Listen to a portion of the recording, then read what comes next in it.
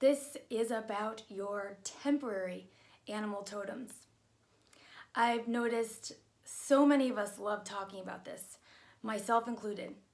And I did another video in which I reference your lifelong animal fear as being a surefire way to tell one of your lifelong totems. And I'll actually link to that video below. That is a super easy way to for sure let you know one of your lifelong animal totems who has a message and a line of encouragement that will really blossom your own progress. But there are so many other kinds of guides that we have, just like with spirit guides too. So with our animal totems, yes, some of them are lifelong.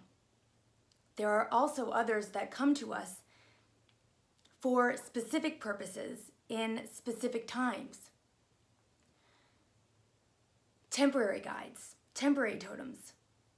And I want to make sure that I get that out there too, because why miss any of this? So for me, I'll share a story. One of my temporary totems, and it's come along many more times than just once, is the snake. And as with all my totems, I try to pay attention with this, and I actually make sure I try to listen and ask, obviously. But for a name that we can use, that I can address this animal as this name, and whatever you can do, this is just my suggestion for any of this intuitive work. Anything that you can do to make something more accessible or more understandable to you. If it means giving something a name, if it means visualizing it according to a certain color, go for it. This is all a language that you are decoding and creating at the same time. There's no wrong way to do it or to interpret it or to code break it. The only thing really we need is a period of time passing, and a means of recording it is what we see, so we can note certain patterns and say, oh, last time this happened, I was feeling like this, or we were talking about this. But with your temporary guides, the snake has come along to me. Like with all of my guides and all my totems, there is definitely an overarching theme of walking through your fears with grace. The snake for me especially means walking through times of change fearlessly and with grace. So I'll give you an example. When my marriage ended and I was hurting like wild, one of the things I would do is when the kids were at school, I would go and romp around the woods. Love it. Take my music, take my rain boots if I needed to. Even in the dead of winter, I would just bundle up, no matter what it was, and I would just go woods romping.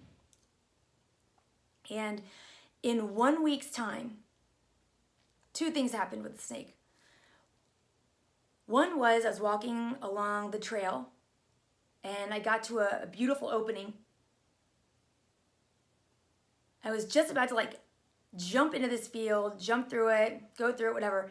And I stopped in my tracks because right there, right across the mouth of this trail entering this field was a big old snake just laying there, just totally blocking my way.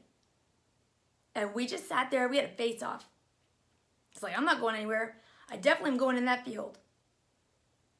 I'm not gonna risk going through you, but you're gonna have to move. And I just stood there. It took so long, I actually posted on Facebook, this was years ago. I actually took a picture of this snake, posted on Facebook, and was like, can somebody help me out? What kind of snake is this and what's happening here? What kind of danger am I in? It just took forever. We just straight up had this standoff. It was so funny. Eventually the snake moved on and I passed. That same week, I was actually jogging. Kind of rare for me, not into exercise. So I was jogging And I was just hitting the top of this gorgeous, gorgeous hill inside the woods. I'm taking it all in. I'm feeling so inspired. And then bam, I notice, I look down again. There is a massive black snake, again, laying dead across the path. And I was so close to this snake. I had zero time to react. My body, I could feel it. It was like ice water being poured inside. I just couldn't do anything other than this, but I just leaped. I was running and I just leaped over the snake, totally freaking out. Probably ran the fastest I'd ever run once I landed. But there you have it. Twice in the very first week after my husband and I separated, another big thing came up with me when I had to move. I didn't realize I was going to have to move. I had envisioned myself staying in this house. I don't like change, hence the snake, because my tendency is to get afraid. So all of a sudden, seemingly out of the blue, I realized I was going to have to move, and I panicked. I am majorly a creature of habit in the sense that I like comfort. I like to make my home my nest. I like to have deep roots. My whole natal chart is oriented around the 4th house, which is your roots, your sense of home, your sense of identity in creating your home. So I really went into a tailspin. I really stressed out, the whole process of it.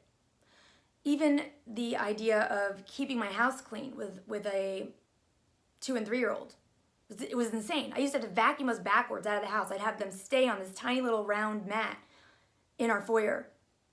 And I would literally vacuum us out of the house. Très stressful. So the first or second day I actually moved into my new house, I was on the phone with a friend on the back porch, sitting on a couple stairs, just on the phone. She's asking, how are you feeling? How are you doing? How's it going? I'm like, I'm super stressed. I don't like this. I wish I could have stayed. And I'm just like holding my phone and just like look over here. And there is a small wall in the architecture of the back of my house, just like an outcropping of brick directly next to these stairs. So I'm talking to her and I look over. And I am not joking you, directly in front of my face, just a couple inches away, is this beautiful, like fake looking, it's so cute, spring green, new growth, new change, this is all for the best, about this long, this beautiful, cute, spring green snake, traveling up the wall, right here, saying, Susan, it's for the best. Trust us. And I gotta tell you, I did not see that coming, but it really was. It made such a difference, starting over and recreating a space of my own, entirely in my taste, for myself, for my kids. I remember the first time my former husband walked in, and I was like, finally, I unleashed myself in this house. My house is covered in crystals, in artwork, in their drawings. It's not your average house. I remember the first time he walked in and he stopped in his tracks and he said, whoa. And I just laughed. I was like, yeah, this is me. Finally all out. It was so funny. It was like the funniest moment. And that was the most beautiful message. Actually, there was another time just not long ago, I was really struggling with some business decisions. I was working with a couple people and my website was not coming together. It had been going on 6 months and I was just like so drained with trying to deal with these logistics. I have 2 right brains connected. I think God completely missed my left brain. And so dealing with all of this, even Facebook and this website, this is not my wheelhouse. And I was facing some tough decisions about parting ways with some people I've been working with. And I could not make a decision. I was just spinning my wheels. Was walking outside. Boom. I actually made another video about this, but there was a beautiful large black snake who had died halfway sticking out of a chain link fence in our backyard. It had gotten caught on some netting and had died. And not only that, so it was pinned halfway in one of the links toward its head, around its head actually. It had also gotten itself trapped in some netting.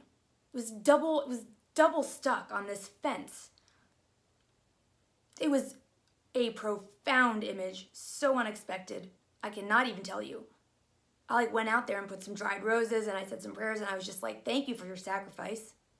This could not be any more explicit.